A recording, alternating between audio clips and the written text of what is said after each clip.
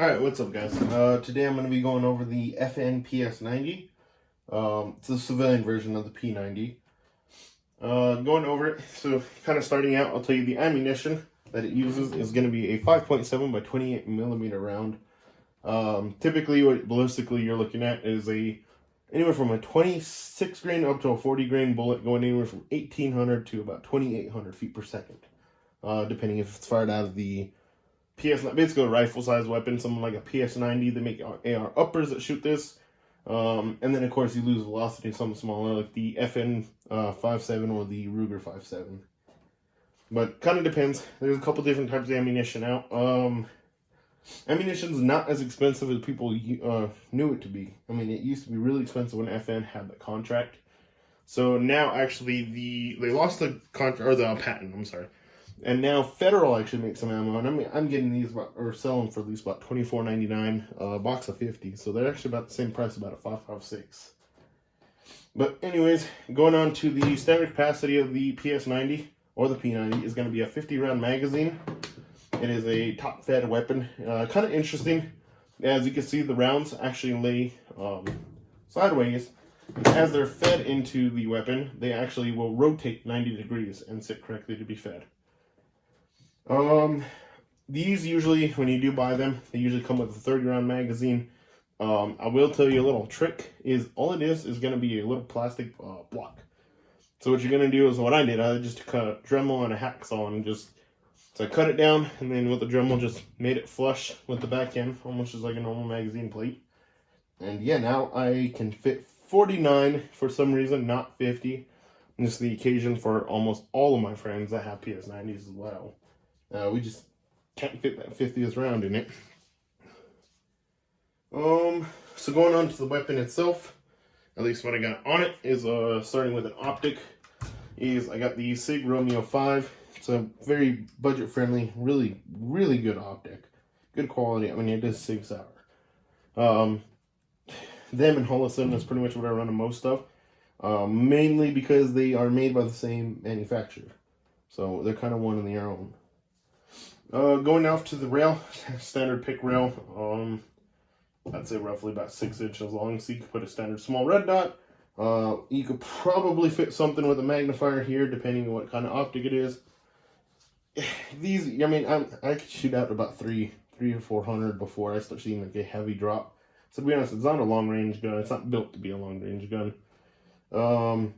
Typically, actually, well, originally when this came out, is the FN made the P90 and the 5.7. They were actually made to, or this caliber specifically was made to replace the 9mm back in the 80s. After numerous testing, the military never picked it up, but Homeland Security and the Secret Service actually use these, including a lot of local law enforcement, I'm learning, actually do carry these. NASA security teams carry these. There's quite a few people in the world that actually use these for self-defense and military purposes. So going over it, as I go down, is the rail actually has a peep sight through the middle of it. I don't know if I'll be able to even damn near get it on camera. Well, you can see the back end. There's a little peep sight. Comes out the other side. There's a little iron sight towards the front, so you kind of be able to aim. I will tell you, get an optic. It is a pain finding targets and trying to keep on your sights without having to lift your head up, find the next target, get on it. It's just a lot easier having that red dot or having an optic, be able to swing and keep your eyes on the, well, where you're going to be shooting. Kind of going down, so it is, like I said, top fed. Pulling, there's two little knobs, well, little slits here. You pull back, pick the magazine up, slides right off. You got your standard bolt. It is ambidextrous bolt, or the charging handle. You got it on the left and right side. Kind of see the bolt here, ambidextrous safety. So going over it, it's a 16-inch barrel firearm, so it makes it a rifle legally by the ATF standards. That's kind of where it breaks away from the P90. The P90 is going to be a 10.5-inch barrel, coming up pretty much perfectly to the end of that. And of course, the P90 is automatic. This is a semi-auto firearm. Kind of going over it. So kind of taking this down. If anybody, well, most of you probably watching this understand how to take it down an AR Very simple, very easy, very quick. This firearm blows my ARs away. I could take this down a hell of a lot faster and easier than a standard AR. Or any other, honestly, any other gun that I do own. So simply to take these guys down, there's this little metal button here. Place in, grab the handle, pulling it off forward, the whole top end comes off. Now all you have to do is bring the frame forward, your bolt comes out.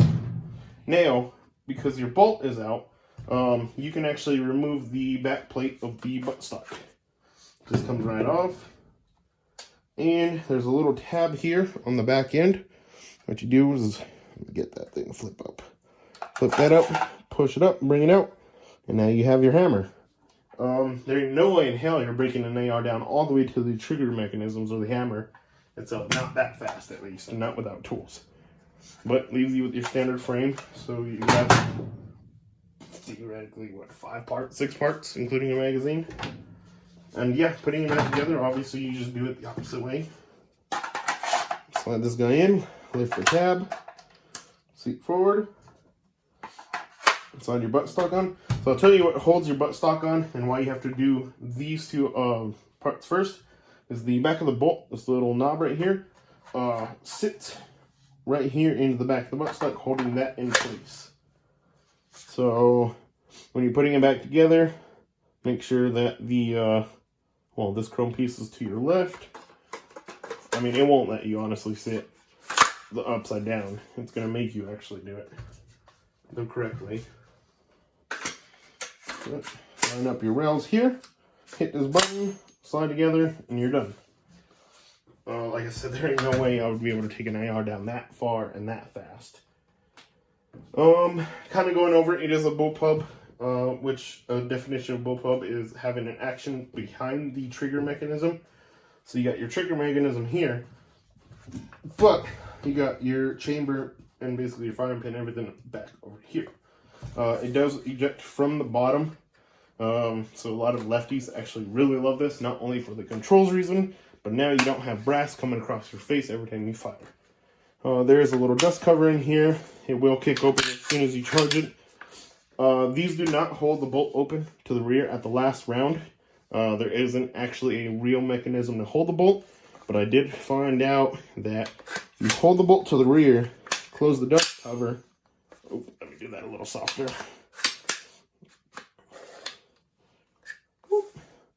It will actually hold the bolt open for you. And then you can just charge it like normal whenever you're ready. But yeah, there's not an actual, like, meant to be bolt hold or bolt catch on this type of firearm. But yeah, I'll be connecting a video of me and Desertwolfarmory taking both of ours out, shooting them. And then down the road, not too long, I'll probably be taking a lot of these guns you're going to be seeing on my channel out and actually shooting them. Different unique types of ammunitions for a lot of them. But yeah, go ahead and hit that subscribe button and leave a comment. Let me know how I'm doing, and thank you for the support. Share with your friends and help me get a good following. Thanks. I'm recording. All right, check this out. That PS90 on that bitch. 50 rounds. You guys can see this too. If fuck your ass up, you keep playing, your ass gonna end up laying. But homie, we're gonna dump this shit out. I'm down to dump it. Yeah, all right, we're gonna mag dump this shit. All right, see how fingers get tired. Ready? Ready. All right, go.